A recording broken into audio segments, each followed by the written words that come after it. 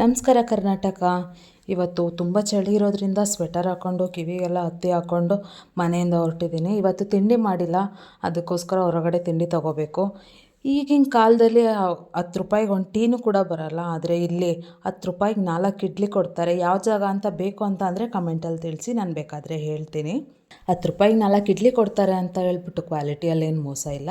ಹಾಗೆ ಇಡ್ಲಿ ತೊಗೊಂಡು ನಾನು ಬಸ್ ಹತ್ತಿ ನಮ್ಮ ಕಾಲೇಜ್ ಹತ್ರ ಬಂದಾಯಿತು. ಕಾಲೇಜ್ ಹತ್ರ ಬಂದಮೇಲೆ ಹಂಗೆ ಸ್ವಲ್ಪ ಕೆಲಸಗಳೆಲ್ಲ ಇತ್ತು.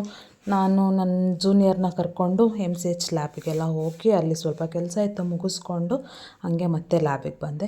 ಲ್ಯಾಬಿಗೆ ಬಂದಮೇಲೆ ಆ್ಯಸ್ ಯೂಶ್ವಲ್ ನನಗೆ ಸ್ಟೇನ್ಗಳಂತೂ ಡೈಲಿ ಕಟ್ಟಿಟ್ಟ ಬುತ್ತಿ ಆಗಿರುತ್ತೆ. ಆ ಸ್ಟೇನ್ಗಳೆಲ್ಲ ಮುಗಿಸಿ ಇವತ್ತು ನಮ್ಮ ಡಾಕ್ಟರ್ ಸತ್ಯ ಮ್ಯಾಮ್ದು ಬರ್ಡೇ ಇತ್ತು. ಅವ್ರದ್ದು ಬರ್ಡೇ ಎಲ್ಲ ಮುಗಿಸಿ ಕೇಕೆಲ್ಲ ತಿಂದು ಹಾಗೆ ಮೈಕ್ರೋದಲ್ಲಿ ಸ್ವಲ್ಪ ಕೆಲಸ ಇತ್ತು. ಮೈಕ್ರೋಗೆ ಬಂದೆ.